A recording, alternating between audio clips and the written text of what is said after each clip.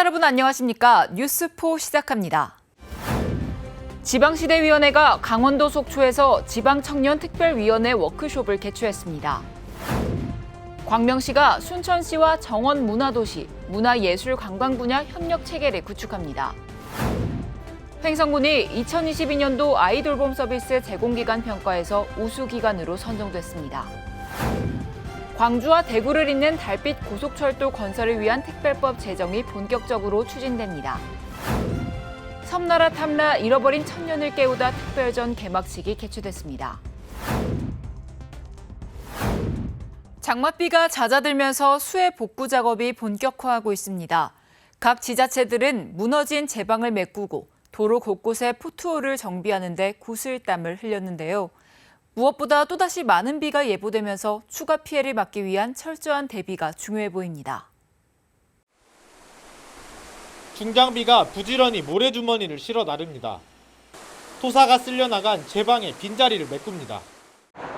잦은 비로 물러진 도로 위에 생긴 수많은 포트홀. 하루 새 광주시에 접수된 신고 건수만 100건이 넘습니다. 이러고 할 때는 더 안 보여요. 하이어 청소에 신고 가야 돼요. 장맛비가 잦아들면서 지자체마다 복구 작업에 안간힘을 쓰고 있습니다. 주말부터 또다시 많은 양의 비가 예보된 만큼 단단히 대비하겠다는 각오입니다. 안반이 무너져 내려 출입이 통제된 여수 오동도의 한 공영주차장에서도 보수 작업이 한창입니다. 추가 피해를 막기 위해 경사면에 모래주머니를 채워놓고 있습니다.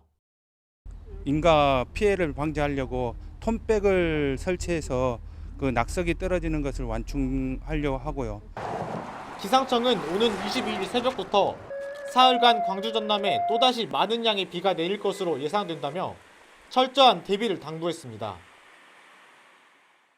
지방시대위원회가 강원도 속초에서 지방청년특별위원회 워크숍을 개최했습니다. 지방시대위원회는 지방청년의 눈높이에 맞는 아이디어를 반영하기 위해 지방청년인재 30명을 지방청년특별위원회 위원으로 위촉해 다양한 활동을 하고 있습니다. 이번 워크숍은 지방시대 정책 캡스톤 디자인 경진대회 중간 발표와 지방시대 종합계획 수립을 위한 비전 전략 등에 대한 의견을 수렴하기 위해 마련됐습니다. 청년특위 위원들은 8개 팀으로 나뉘어 팀별 연구 성과를 공유했으며 서로 보완해주는 시간도 가졌습니다. 향후에는 전문가 평가를 통해 우수팀을 선정하고 10월 대전에서 열리는 지방시대 엑스포와 연계해 우수 사례도 발표하는 등 활동을 이어갈 계획입니다. 앞으로도 청년특위는 청년이 주도하는 지방시대를 열어나가기 위해 활발한 활동을 이어갈 예정입니다. 이어서 수도권 소식입니다. 광명시가 우리나라 1호 국가정원을 보유한 순천시와 정원문화도시, 문화예술관광 분야 협력체계를 구축합니다. 광명시는 14일 순천만 국가정원 정원실에서 박승원 광명시장, 노관규 순천시장이 참석한 가운데 지역 상생 업무 협약을 체결했습니다. 광명시와 순천시는 정원문화와 문화관광 활성화를 위해 교류를 강화할 계획입니다. 특히 경기 정원문화 박람회의 성공적인 개최를 위해 순천시의 경험과 노하우도 공유할 예정입니다. 순천시는 순천만 국제정원 박람회를 개최하고 있으며 광명시는 올해 10월 세빛공원 일대에서 제11회 경기도 정원문화 박람회를 개최할 예정입니다. 아울러 문화예술관광 분야에서도 서로 협력해 문화관광레저시설 이용료를 상호 감면하고 공동으로 관광 마케팅을 추진하는 등 다양한 교류 협력 사업을 추진할 계획입니다. 박승원 광명시장은 순천만 국가정원을 성공적으로 정착시킨 순천시의 경험과 노하우를 공유해 광명시의 안양천 국가정원화와 정원문화도시 추진에 탄력이 붙을 것으로 기대한다고 밝혔습니다. 박승원 광명시장이 집중호우로 인한 재난으로부터 시민 안전을 지키기 위해 목감천 저류지 설치 사업이 조속히 추진돼야 한다고 강조했습니다. 박승원 광명시장은 17일 목감천 저류지 예정지 현장을 방문해 목감천 하천 정비 사업 추진 상황을 점검했습니다. 박 시장은 목감천의 상습적인 범람으로 피해를 보지 않도록 저류지 설치 사업을 신속하게 추진해야 한다며 기획재정부와 한강유역환경청의 적극적인 협조를 당부했습니다. 목감천은 하류 구간의 계획 홍수량 대비 28%만 하도 분담이 가능해 치수적으로 매우 불안정한 하천입니다. 특히 지난해 8월에는 집중호우로 식곡교 인근 제방과 계명교 등 일부 지역에서 범람해 수재민도 발생했습니다. 이에 박 시장은 지난해 수해 현장 점검을 위해 광명시를 방문한 김동연 경기도지사와 이상민 행안부 장관에게 목감천 저류지 설치 협조를 거듭 요청한 바 있습니다. 2023년 3분기를 맞아 모범구민 표창 수여식이 열렸습니다. 보이지 않는 곳에서 묵묵히 노력한 모범구민의 노고에 감사하며 축하하는 자리가 됐습니다. 마포구는 지난 12일 마포구청에서 2023년 3분기 모범구민 표창장 수여식을 개최했습니다. 마포를 위해 헌신적인 봉사정신으로 지역사회 발전에 초석이 된 시민들 가운데 총 5명을 선정해 표창을 수여했습니다. 이번 행사에는 수상자인 마포경찰서 소속 김태훈 구민 외 4명에게 표창장을 전달하며 감사함을 전했습니다. 앞으로도 마포 지역사회 발전을 위해 보이지 않는 곳에서 묵묵히 힘써주신 구민들을 알고 계신다면 적극적인 추천 바랍니다. 광역시 소식입니다. 대구시가 아이돌봄 서비스의 수준을 한층 높이기 위한 아이돌봄 광역지원센터의 문을 열었습니다. 대구시가 12세 이하 아동을 돌보는 아이돌봄 서비스의 수준을 한층 높이기 위해 19일 아이돌봄 광역지원센터 운영을 시작했습니다. 서비스는 36개월 이하 영아를 위한 종일제 서비스와 12세 이하 아동의 시간제 서비스로 나뉘며 맞벌이 가정 부모 등의 경우 9개 구군 가족센터를 통해 시간제 서비스를 이용할 수 있습니다. 아이돌봄 광역지원센터는 9개 구군 가족센터에서 운영하는 아이돌봄 서비스 업무를 총괄 지원하고 보호자와 아이돌봄이를 대상으로 수시 모니터링을 실시하는 등 컨트롤 타워 역할을 수행합니다. 이와 함께 시는 우수한 아이돌봄이를 양성하고 활동 중인 아이돌봄이의 보수교육을 담당하게 될 아이돌봄이 교육기관 2곳을 추가로 지정했습니다. 강원도 소식입니다. 횡성군의 2개 한우 농가가 도내 최초로 저탄소 축산물 농가 인증을 받았습니다. 저탄소 축산물 인증제는 탄소 감축 기술을 도입해 농가 평균보다 10% 이상 온실가스 배출량을 줄인 농가에 인증하는 제도인데요. HACCP 지정 또는 인증을 1개 이상 받은 농가 중 전년도 출하 실적이 20도 이상이거나 신청일 기준 사육도수가 100도 이상이어야 합니다. 저탄소 인증을 받은 황고개 농장은 도내 최초 한우 동물복지축산 인증 농장으로 깨끗한 축산 농장 HACCP를 받은 농장이며 철이 목장은 깨끗한 축산 농장 HACCP 지정 농장으로 2대에 걸쳐 이어온 횡성한우 사육 가업 승계 농업인입니다. 횡성군이 주민 참여형 여성 친화 특화 사업으로 2023년 횡성군 성평등 마을 만들기 사업을 추진합니다. 성평등 마을 만들기 사업은 여성정책 전문가인 유은주 교수와 주민이 함께 우리 마을 마을교역 다시보기 활동 및 찾아가는 성인지 교육을 마을별 2회씩 추진하며 교육 이수 마을에 대해서는 성평등 실천 마을이라는 현판을 부여하게 됩니다. 올해에는 갑천면 구방 1위와 서원면 석화 1위를 대상으로 사업이 추진되며 7월 13일에는 구방 1위 마을 주민을 대상으로 찾아가는 성인지 교육이 이루어졌습니다. 횡성군이 여성가족부가 주관하는 2022년도 아이돌봄 서비스 제공기관 평가에서 우수기관으로 선정됐습니다. 군은 전국 아이돌봄 서비스 제공기관 227곳을 대상으로 진행한 이번 평가에서 농촌지역 우수기관으로 최종 선정됐습니다. 아이돌봄 서비스 지원 사업은 만 12세 이하 아동이 있는 가정에 부모의 맞벌이 등으로 양육 공백이 발생했을 때 아이돌봄이가 맞춤형 돌봄 서비스를 제공하는 사업입니다. 횡성군에서는 횡성군 가족센터에 아이돌봄 서비스를 위탁 운영하고 있으며 현재 34명의 아이돌봄이가 활동 중에 있습니다. 계속해서 충청도 소식입니다.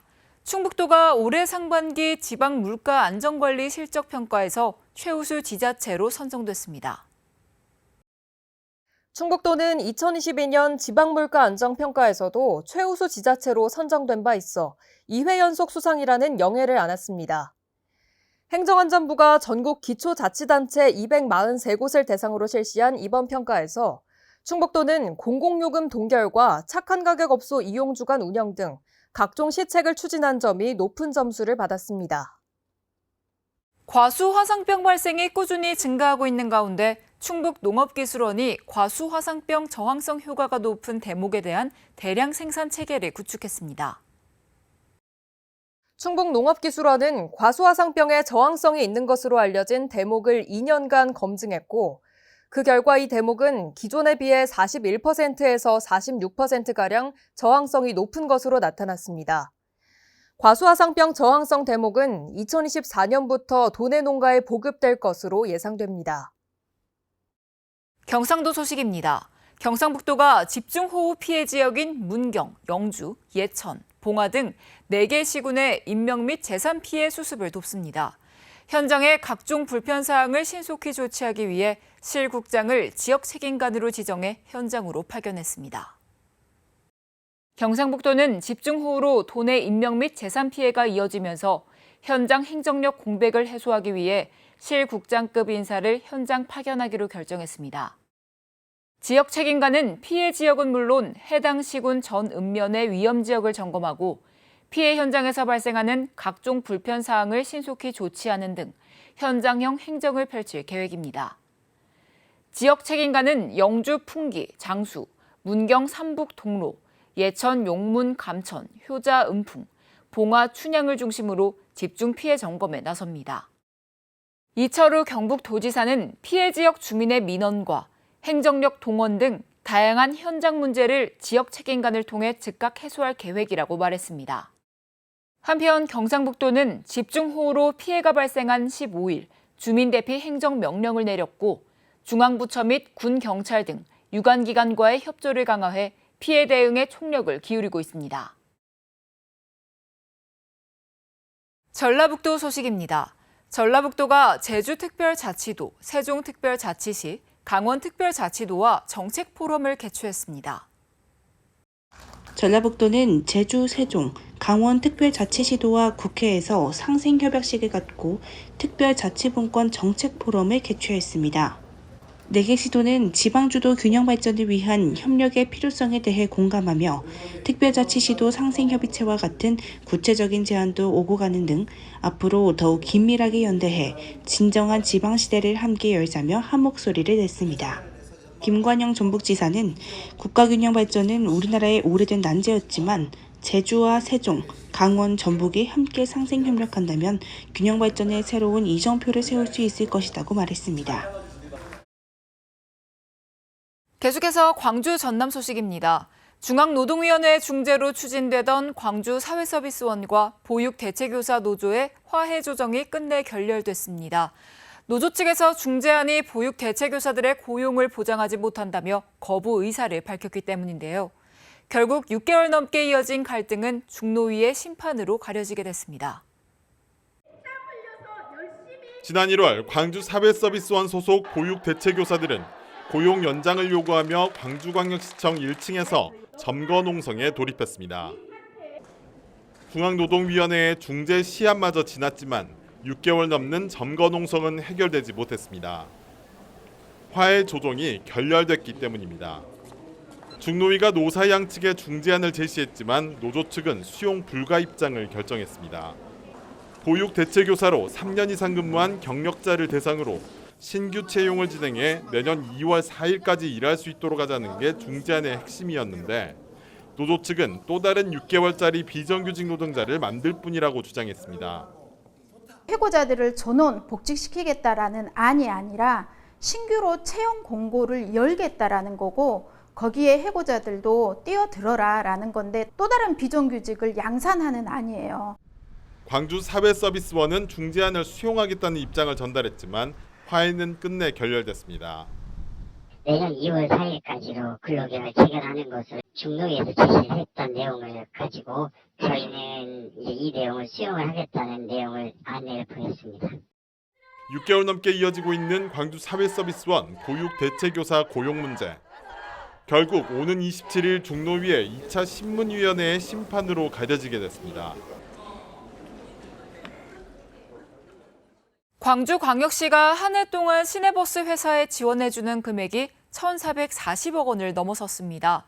광주시 의회가 제대로 된 예산 검증도 없이 주먹구구식으로 지급되고 있다고 지적했는데요. 광주 시내버스 준공영제, 과연 이대로 괜찮은지 의문입니다. 광주광역시가 올 한 해 시내버스 회사 9곳에 줘야 할 지원금은 1,448억 원에 달합니다. 시내버스 준공영제가 처음 시행된 지난 2007년 196억 원에서 15년 만에 7배 가까이 늘었습니다. 이 추세대로라면 5년 내에 2천억 원이 넘는 예산이 쓰일 가능성도 높습니다. 광주시의회는 이 같은 막대한 예산이 검증도 없이 지급되고 있다고 지적하고 이번 추경에서 광주시가 요청한 예산의 절반을 삭감했습니다. 이런 상황에서 우리가 계속 이 준공영제를 실시하면서 계속 적자분을 보존해 주는 게 과연 시민들에게 도움이 되는 정책인지 좀 의문이 있습니다. 강기정 시장은 표준 원가 산정 등의 지적사항을 조속히 진행하겠다고 밝혔습니다. 시민들께 마련해 주신 대중교통 예산이 온전히 시민의 편리와 발로 제 기능을 다할 수 있도록 더욱더 챙기도록 하겠습니다. 하지만 광주시가 검증에 나선다고 하더라도 경영 전반에 대한 관리 감독이 아닌 인건비, 유류비 등을 점검하는 수준이라 지원금을 크게 줄이기는 쉽지 않습니다. 현재 2년치 시내버스 준공영제 예산이면 무산 위기에 놓인 도시철도 2호선 3단계 구간을 시 자체 예산만으로도 해결할 수 있습니다. 광주시 시내버스 준공영제 전반을 다시 정비해야 한다는 목소리가 높아지고 있습니다. 광주와 대구를 잇는 달빛 고속철도 건설을 위한 특별법 제정이 본격적으로 추진됩니다. 경계성 위주의 평가인 예비 타당성 조사를 면제해 사업 속도를 높이자는 것이 특별법 핵심인데요. 광주와 대구 국회의원은 물론 여야 국회의원 150여 명이 함께하기로 해 관심이 커지고 있습니다. 달빛 고속철도 건설 사업은 4조 5천억 원을 투입해 영호남을 1시간 생활권으로 묶는 대형 국책사업입니다. 지난 2021년 국가철도망 계획에 포함됐지만 경제성 위주의 타당성 조사에 발목이 잡혀 현재까지 답보 상태입니다. 광주와 대구 정치권이 머리를 맞대고 예비 타당성 조사를 면제시킬 수 있는 특별법 제정을 추진하기로 했습니다. 대구가 지역구인 윤재옥 국민의힘 원내대표가 대표 발의를 준비 중이며 150명이 넘는 여야 의원들이 공동 발의 참여를 약속했습니다. 경제성만을 중심에 놓고 검토를 하면 달빛 내로철도는 만들어질 수 없습니다. 그렇기 때문에 경제성을 담보할 수 있는 그리고 지방 균형 발전을 담보할 수 있는 특별법이 필요합니다. 달빛 고속철도 특별법 통과의 관건은 막대한 예산이 투입되는 사업인 만큼 상임위원회 논의 과정에서 기획재정부의 동의를 끌어내는 겁니다. 광주와 대구 정치권은 동서화합과 국토 균형 발전을 위해 설득할 예정입니다. 국민들이 내는 세금을 우리가 써야 되는 어떤 그런 상황이기 때문에 국토위의 논의 전후로 해서 정부와의 긴밀한 어떤 유대관계, 협조관계 이런 부분이 선행돼야 되지 않겠나 이렇게 생각을 합니다. 동서화합의 상징이자 영호남인들의 수건인 달빛 고속철도 사업의 성패가 국회의원들의 특별법 제정 여부에 달렸습니다. 특별자치도 소식입니다. 제주도가 도내 이장 통장을 대상으로 특강을 진행하며 도정 현안을 공유하고 지역의 다양한 의견을 나누는 시간을 가졌습니다. 특강에는 제주도와 행정시 이장협의회 및 통장협의회 100여 명이 참석했습니다. 이날 오영훈 지사는 골고루 잘 사는 제주를 주제로 특강에 나섰으며 민선 8기 이후 갈등 해소를 위한 소통, 제주 청년을 위한 미래 먹거리 확보를 중점적으로 추진했다고 설명했습니다. 특히 강정과 월정의 갈등이 컸는데 이제 해결이 됐고 또 다른 갈등을 해소하면서 미래를 향해 나아가야 한다고 말했습니다. 이어 제주형 행정체제 개편과 15분 도시 조성을 통해 더 경쟁력 있고 살기 좋은 제주를 만들어 나가겠다는 의지도 밝혔습니다.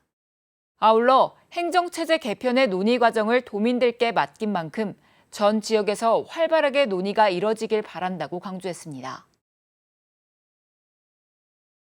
제주도는 최근 계속되는 집중호우에 인명피해를 예방하기 위해 침수 우려주택, 지하주차장, 인명피해 우려지역 등 현장을 점검했습니다.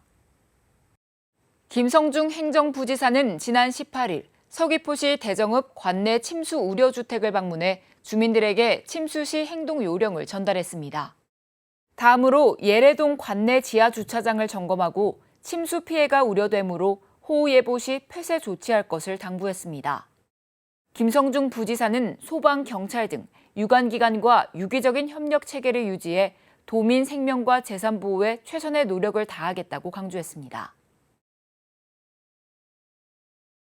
제주도가 8월 말 개통 예정인 제주공항 지하차도를 안전하게 이용할 수 있도록 제도적 장치와 방제 시설을 갖출 방침입니다. 이날 현장 점검은 제주공항 지하차도 개통 전 자연재해 등으로 인한 안전사고 가능성을 사전에 점검하고 대비 방안을 모색하기 위해 마련됐습니다. 오영훈 지사는 이날 현장 관계자에게 제주공항 지하차도 개설 사업 추진 계획과 지하차도 설계 내용을 보고받았습니다. 제주도는 제주국제공항 주변 교통체증 해소를 위해 다호마을 입구와 화물청사 서측을 잇는 동서 지하차도 개설 사업을 추진했으며 오는 8월 말 도로 전 구간 개통을 목표로 하고 있습니다. 제주공항 지하차도는 집중호우 시 시간당 최대 100mm, 일일 최대 400mm의 폭우에도 침수 피해 없이 정상 운영이 가능하도록 설계됐습니다. 오영훈 지사는 태풍이나 예측하지 못한 집중폭우에도 철저하게 대비해야 한다며 지하차도 통행을 제한할 수 있는 차단시설과 관제시설이 필요하다고 요청했습니다. 아울러 도민 안전에 이상이 없도록 도 차원에서 특단의 조치를 마련해 나가겠다고 말했습니다. 탐라국의 역사를 한눈에 볼 수 있는 섬나라 탐라, 잃어버린 천년을 깨우다 특별전 개막식이 제주 민속자연사박물관에서 개최됐습니다. 이번 특별전은 천년이라는 긴 세월 동안 독립국가로 매그리워온 탐라국의 자취를 되살리고 탐라 천년의 역사를 다각도로 재조명하기 위해 마련됐습니다. 개막식에는 오영훈 지사, 이승하 도의회 문화관광체육위원장을 비롯해 도민 및 관계자 등 100여 명이 참석했습니다. 오영훈 지사는 탐라국 건국 과정과 교류의 역사에 깃든 가치와 지향점이 제주가 그리는 미래를 보여주고 있다며 탐라의 기록을 정리하고 탐라사를 정립해 나가겠다고 말했습니다.